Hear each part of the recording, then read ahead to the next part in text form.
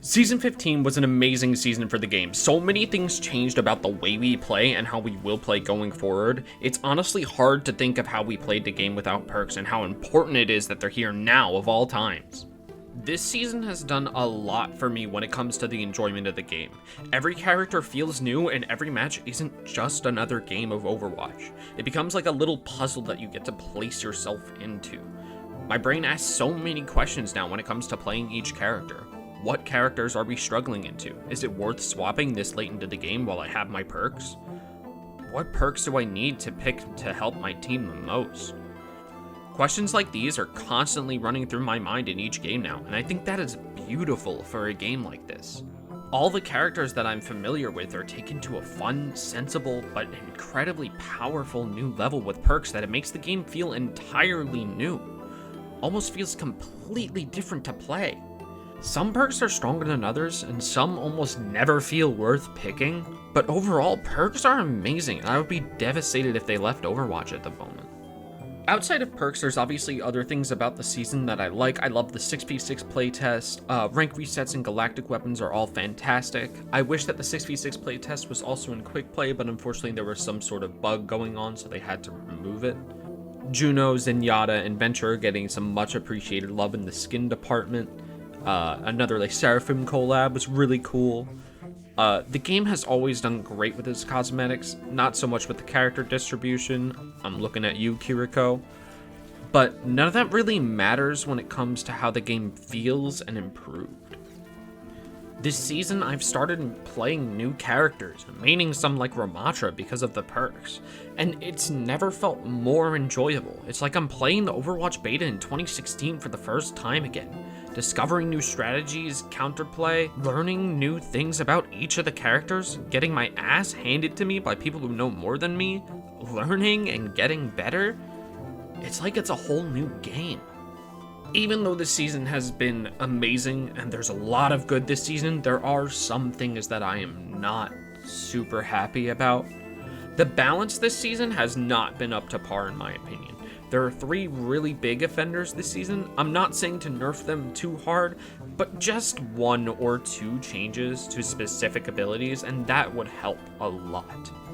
Orisa is a problem and takes so much of the fun out of the game. I play with my friends who aren't as good as me mechanically or play on console, and running into a PC Orisa player at my level completely dashes any hopes of fun during that game for them. The big issue to me is Fortify. Fortify has been so overbuffed that the character feels impossible to fight, especially for my friends who have just come back to the game for the new season to make content with me.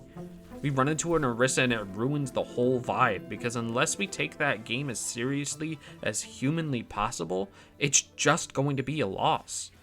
In my opinion, they need to change Fortify either back to its Overwatch 1 version where you could still take headshot damage, or just remove most of Orisa's armor because armor health was super buffed.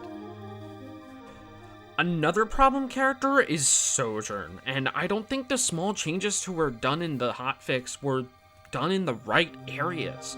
The problem isn't fighting a Sojourn on their own. The problem is that if they have a damage boost from a Mercy, they become genuinely unstoppable without changing your entire game plan to deal with them. It's another situation where if in our crossplay lobbies we run into a PC Sojourn with a Mercy pocket, sweatiest game imaginable, or we're miserable for 5 minutes. I don't know if the balance changes they made to Sojourn will fix it either. I think Sojourn's perks are some of the strongest in the game. The overclock perk should be a major perk, and sticking Disruptor lasts for way too long. Tone those down and it should fix itself. Or my other idea, make it so Railgun's right click is unaffected by damage boosting. So many times has Mercy pocketing Sojourn been a problem. Why have they not looked at this combo specifically? Last but not least, I think a big problem character for the game right now is, believe it or not, Wrecking Ball. And that's not saying that they're overpowered. I don't think they are at all. I think the character is just too strong in certain areas for what their archetype is supposed to be. Ball is one of those characters that is designed to be stupid, but if mastered can dominate a game. They're supposed to be this like high skill, high tech skill, play your own way character that can change the way you play the game. There's so much tech skill and strategies involved for ball players that is attractive for people who like those challenging characters. The problem for ball isn't that though now. Ball's perks make it way too easy to get large value without putting too much tech skill into your play. Ball's perks just straight up give him more damage for using just the simple abilities. Double damage on tanks and 50% more on pile driver? It's absolutely insane and needs to be changed in my opinion.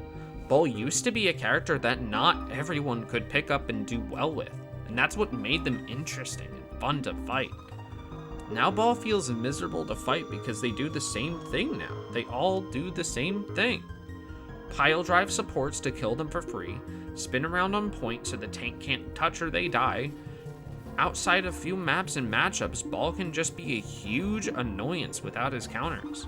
Playing against a Ball on support is just miserable, and forget if you wanted to play as a projectile DPS that game.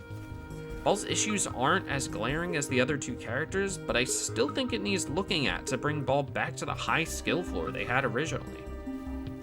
Here's my tier list for the characters right now. This is 5v5 because they won't let you do 6v6 and quick play or crossplay, so I don't have as much experience in 6v6, so I don't feel justified in talking about that. If you have any questions about my placements, ask in the comments and I'll be sure to answer. I'll heart all the placement questions I've answered so you can scroll down to see if your question has already been asked. Season 15's final ranking, in my opinion, is a resounding 10 out of 10, despite all of my gripes. This season got my friends who quit for Rivals back into the game, brought new ones in, got me to make content because of how fun the game was again. In many ways, the current state of Overwatch is the best it has ever been. Every character feels new and fresh. The matches themselves all have a brand new life to them, and it makes the game so enjoyable again. Making content for it has been amazing. So many funny little interactions I've had, or new tricks and new ways to use abilities that I can show off in my vids. This season wasn't perfect, but if I really had to describe it, this would be the season I would have had that opening trailer for Overwatch 2 for. Overwatch is back. And Overwatch 2 is finally the sequel it was meant to be. Amazing work, dev team. You've done absolutely gorgeous work with this game. The future of Overwatch is going to be very important from now on. The game has competition and needs to bring out its own strengths even further. That's why what's coming next, Stadium, is going to be huge for extending the game's life. The limited roster will be a big hurdle for getting more players into the mode, but as the roster gets added to with each new season, or mid-season as well, preferably, Stadium could make Overwatch 2 a game that will shift the shooter landscape permanently, as Overwatch 1 did in 2016 and TF2 did before it. Right now is the best time to play Overwatch.